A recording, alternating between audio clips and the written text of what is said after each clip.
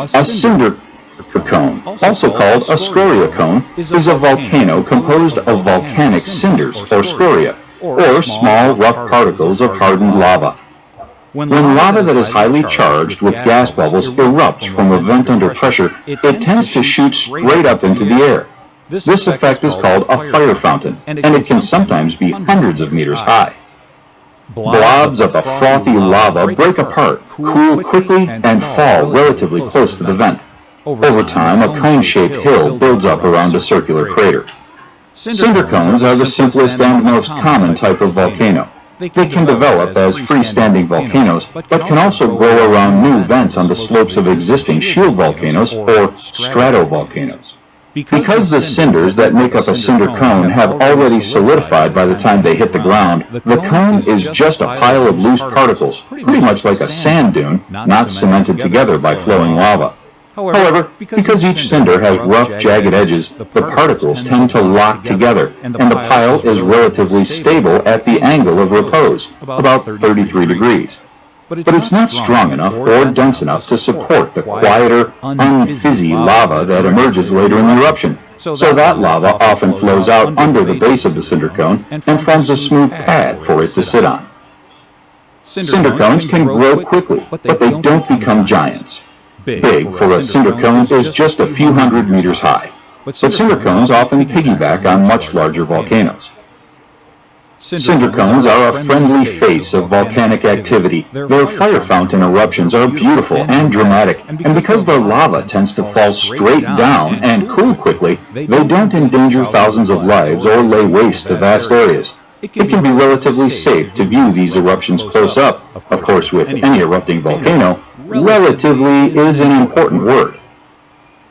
A cinder cone looks smooth and inviting to climb, and the view from the top can be great.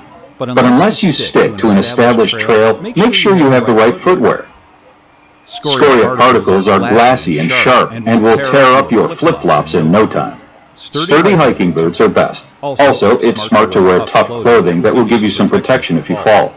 A cinder cone may look a lot like a sand dune, but its harsh surface is no fun at all to roll down. Paracutin, born in 1943, is probably the world's most famous cinder cone.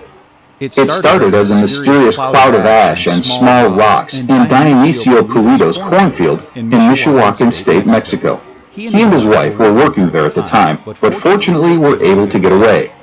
Over time, the volcano grew, attracting many curious visitors, including geologists.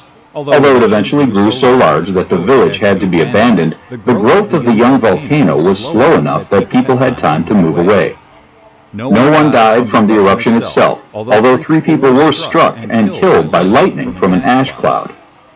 By the time it stopped erupting in 1952, 9 years later, Paracutin's summit rose 424 meters above its original cornfield home. Wizard Island is a small cinder cone that has developed inside the crater of a much larger, ancient volcano, which is known today as Crater Lake in Oregon. The original volcano, called Mount Mazama, collapsed after a catastrophic eruption over 7,000 years ago, and small cinder cones began to grow within the caldera.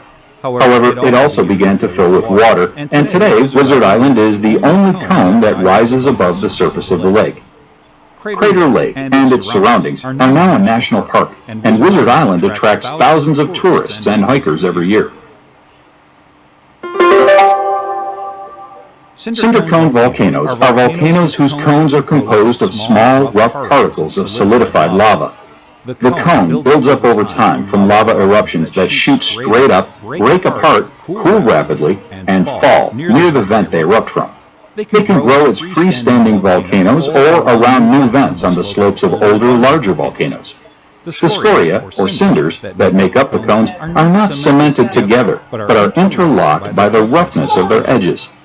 Cinder cone volcanoes tend to grow quickly, but not larger than a few hundred meters tall. And because their fire fountain eruptions usually shoot straight up and cool quickly, they do much less damage than other types of volcanoes.